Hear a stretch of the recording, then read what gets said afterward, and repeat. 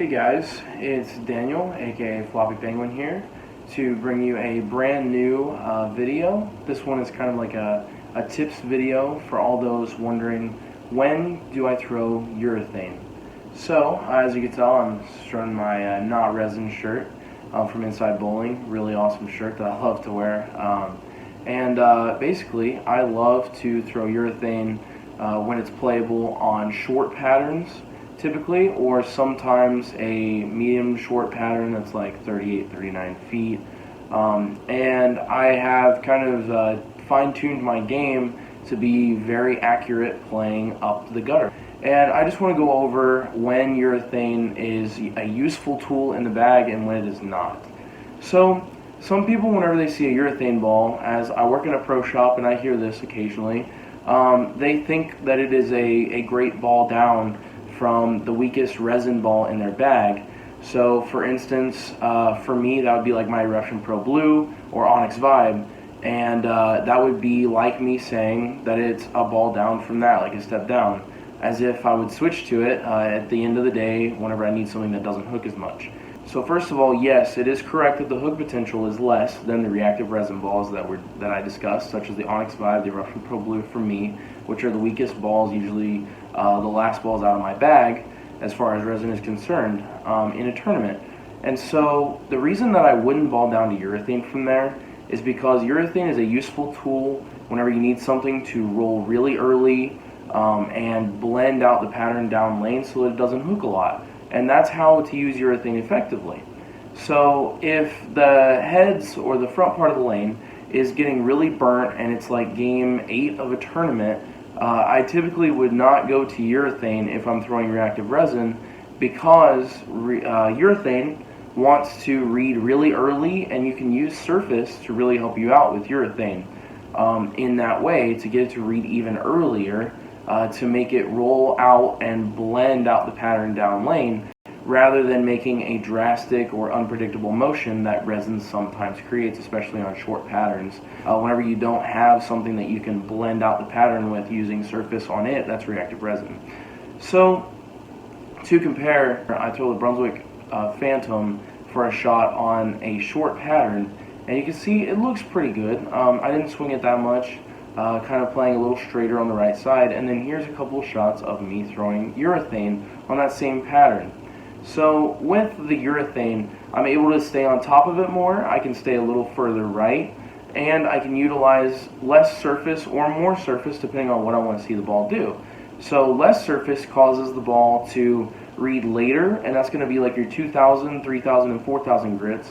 And more surface, like 360, 500, 1,000, those are going to cause it to read earlier and start the roll phase sooner while it's on the lane, so that once it hits the friction, it's already used a lot of energy, so it doesn't have a lot left down lane, and it wants to make a very smooth and not drastic at all motion. And so that's one way that urethane is very useful on short patterns. It also allows you to keep your angles a lot straighter, which is something that I prefer to do, because it helps my carry because I don't have a lot of tilt. And tilt, of course, is the direction that the ball is rolling down lane. As you can imagine, a wheel or tire on an axle, how it spins, that would be your axis rotation. And axis tilt is how the ball is rolling forward. So I don't have a lot of axis tilt, so it's really, really difficult for me to play very wide open angles based on my natural ball roll. I use hand positions to tweak that sometimes if I need to open up my angles and keep them wide. But at the same time, for me to play straight through the heads, I feel very comfortable because I don't have to do anything special with my hand to cause the ball to recover when I want to play those wide angles, because I'm keeping my angles very straight and on top of each other. I'm staying on top of it, as some people say. And so whenever I play those straighter angles, my carry gets increased, and I really enjoy that. It allows me to hit the pocket a lot more consistently, stay in the pocket, and get better carry to strike more, and that's why I'm really good at it. So urethane, for me, like I said, is never really a ball down from resin at the end of the day. It's almost always something that I want to start with on fresh if it hooks enough, or if I can get the ball started to roll soon enough. It's almost always one of the first things I try whenever we go to things like college tournaments. I know I have USBC sectionals coming up in Dallas, Texas, and last year I won sectionals by throwing my 5-inch purple hammer from Pin to PAP, that's the layout on it. I won it by throwing that ball up like the 2, 3, 4 boards on the lane and keeping my angles very straight. And because of my tilt and the way that I was able to utilize the surface of the bowling ball to get it started into that roll phase, I was able to beat everyone else and really have the only good look with urethane besides very few others in that building for that day. And it was pretty incredible. And so being able to stay right really helped me out and created my comfort zone like I like to be in, to stay right like that. So other than that, usually whenever I start with it, if I need to go to resin, sometimes I'll ball up. Either I can go to a short pin reactive resin ball that reacts very similarly, or I can go to something that rolls really forward for me. So that's going to be something like my Track Mako, which has that same 5-inch Pin to PAP layout. It's pin up. Or it could be something like my Pin Up Tactics, which has that same layout. Now I know I brought up short pin reactive resin balls as well, which I have a Track Tactics that has a short pin on it. I also have a Track Tour Sick that has a short pin on it, and I really enjoy both of those balls. And something that I've seen as a difference between the two, they are just a hair sharper off the end of the pattern.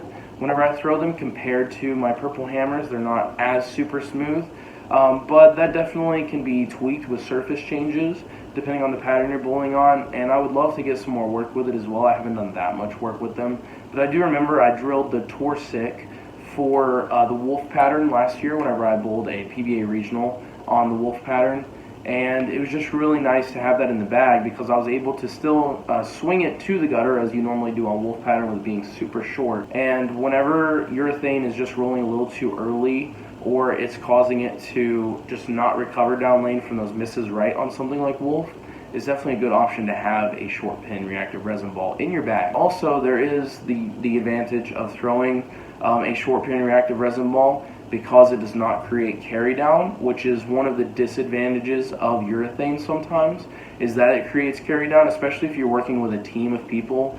We hear about this all the time at USBC Nationals, or now as they call it, the Open Championships, where people will throw urethane and it messes up the pattern technically by creating carry down. And since it doesn't absorb oil on the outside of the cover stock, that just means that it pushes the oil down the lane after the end of the pattern and when it sees the friction, rather than absorbing it like a reactive resin ball does. So that is an advantage of throwing a short pin reactive resin ball, is that it does not create carry down, but rather it absorbs the oil and burns it up on a spot that you hit, just like a normal reactive resin ball would, just with a short pin, the PAP layout on it. And for these angles, I typically would go with something asymmetric for a short pin ball. You can certainly try symmetric. I know my Track Tour Sick is symmetric, and my Track Tactics is asymmetric. I have one of each. Generally, I will suggest staying in the 2 1/4 inch range, maybe 2 inches from your PAP, depending on how you throw it. 2 1/4 is what I'll typically go with for mine personally, my short pins. And for the VAL angle, or the last angle of the dual angle system, for the layout, typically I'll stick within that 40, 45 range for a short pin, maybe even 50 if you have a little higher rev rate. That might be able to help you a little bit. If it's asymmetric, then just sticking with a typical good first angle that works for you is generally what I would suggest as well. I believe that my Track Tactics has a 55-degree first angle. That doesn't put it in too weak of a position, as well as it doesn't put it in too strong of a position. It's kind of a medium area as far as aggressiveness goes with that first angle, just for the mass bias, for the intermediate differential of the bowling ball. Of course, that first angle doesn't matter on symmetric bowling balls because they don't have a mass bias or intermediate differential, like my Track Tour Sick does not, so that first angle doesn't matter. So other than that, guys, thank you very much for watching. I hope that this was a great explanation. If you have any questions regarding it, or you have any recommendations for future videos, be sure to leave a comment below in the comment section. Hit the subscribe button and leave a like below as well, and let me know your thoughts. I'd love to hear from you. Peace out. Have a great day.